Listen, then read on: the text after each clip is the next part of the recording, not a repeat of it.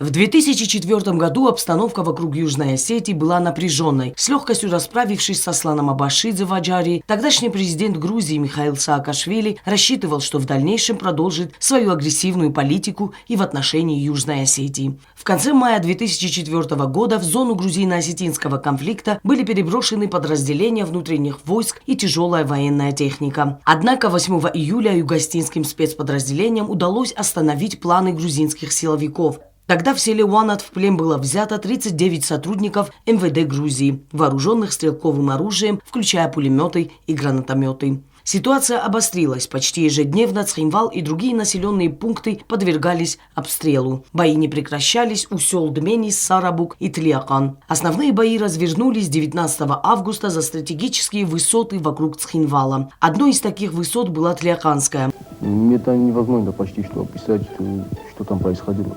Грузинской армии удалось захватить высоту, однако ликовали они только на несколько часов. После наступления осетин враг позорно бежал с поля боя и понес большие потери. По некоторым данным, Тлиаканская высота обошлась им в 70 убитых. В те злосчастные дни грузинской армии в плен был взят сотрудник юго-осетинского МВД Геннадий Санакоев. Он был замучен грузинскими спецслужбами и только через несколько дней передан осетинской стороне. Впоследствии стало известно, что грузины подвергли его жестоким пыткам. Сражение за Тлиаканскую высоту стало завершающим военной кампании 2004 года. После нее начался вывод грузинских войск из Южной Осетии. На это решение повлияли не только потери, но и недвусмысленное предупреждение со стороны российского руководства, давшего понять, что оно не допустит силового решения конфликта.